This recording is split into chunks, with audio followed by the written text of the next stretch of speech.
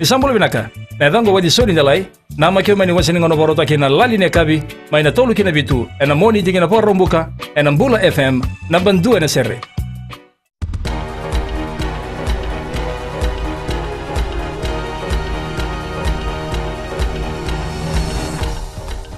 Ni Sambula, sai koyongo na bakaleleka ni nonda itukutuku.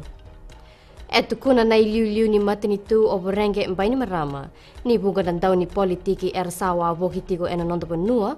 Karo tukuna tiko na nonda na sanga. Me suka listal mai na mbose lebu wakaturanga. Ea bosa tiko na Prime Minister mai na kemba ni matai walu mai na mbua ena mataka ni kua. Etukuna mbaini marama ni sa tu bakarao na matai walu. Mereda ni na sanga ni suka listal mai na mbose lebu wakaturanga.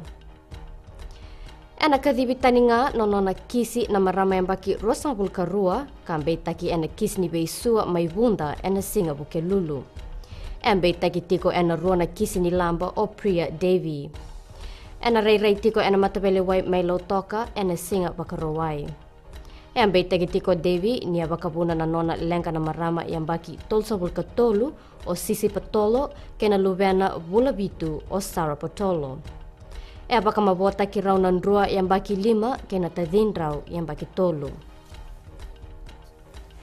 Sabay baka sala takitiko na ministry ni Mbula ena buku ni mate na dengue fever. Esa dingomi talengana ribote mai rewa serua kena musi. Esa kerana ministry ni Mbula be kenda na leo ni benua menda baka rusa na benua era baka sudukina na namu. Kina gitu. Esang ni mai baka yalo laylay taki na nonra baka raw yani kina sota ni Pacific Rugby Campaign membaleta ng gito enemba ki mayonggo.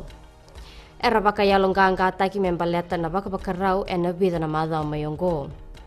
Enan dua taletiko na fitness test sena baka kauyango ena ikatini katulu ni January. Esa may tapay kere na baka leleka ni nonda itukutuku ni temo demanda.